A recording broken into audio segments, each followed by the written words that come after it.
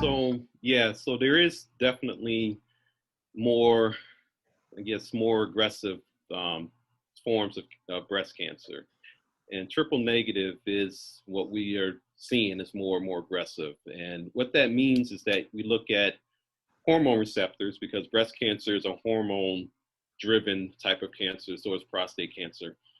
But when we're able to target something, that means we have a drug that can target those receptors. And another receptor is something called a HER2 receptor, which is the human epidermal growth factor receptor. And that's another targeted receptor, and we have drugs for that as well too. The problem with triple negative disease is that now you have no receptors that can be targeted with some type of systemic therapy, whether it's hormone or Herceptin or something like that. So typically with anybody who's triple negative, and it doesn't matter the size of the cancer, we used to, look at size and pathology and look under a microscope to say this cancer is aggressive. But now we're looking at these biological markers. And so even patients who have a small triple negative disease, we still consider that very high risk. And so most, pretty much all of these patients do need some type of chemotherapy or something like that as part of their treatment workup and plan. So it just means that we haven't really found any good receptors for them to target. So these patients usually are, and again, unfortunately, we're seeing them in a lot of minorities as well too. And so I think that's another reason why, Black women have more aggressive breast cancer than other, races. So, that's something that I do think we need to be more aggressive towards. And so if you do find someone with triple negative disease, like I said, most of the time we do have to kind of treat these women a little bit more aggressively, regardless of the size of the cancer. Wow. I would like to add to that, because that's completely, Dr. Ray is spot on with that.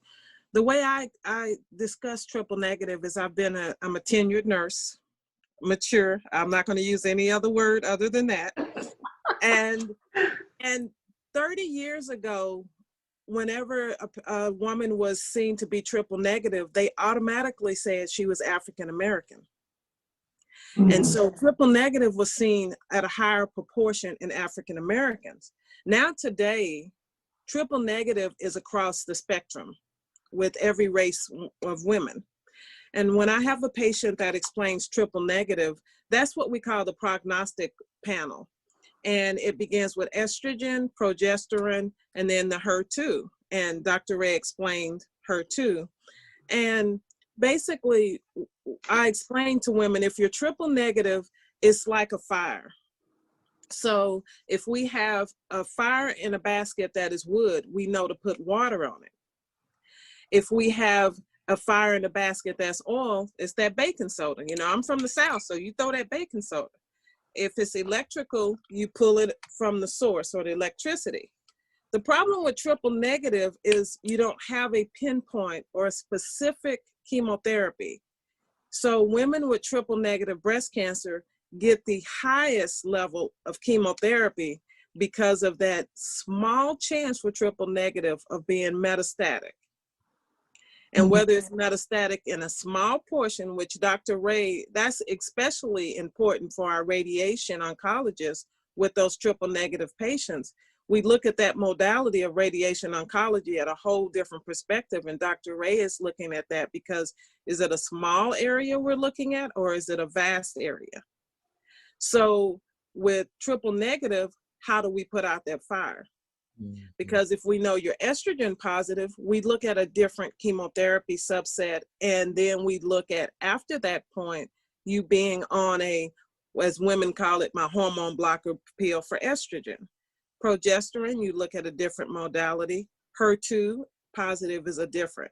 But when you're negative, the medical oncologist then has a look at his basket and say, this individual woman, what is her health risk? What is her past cancer history? And based on that, triple negative is always a more aggressive cancer and a more aggressive treatment.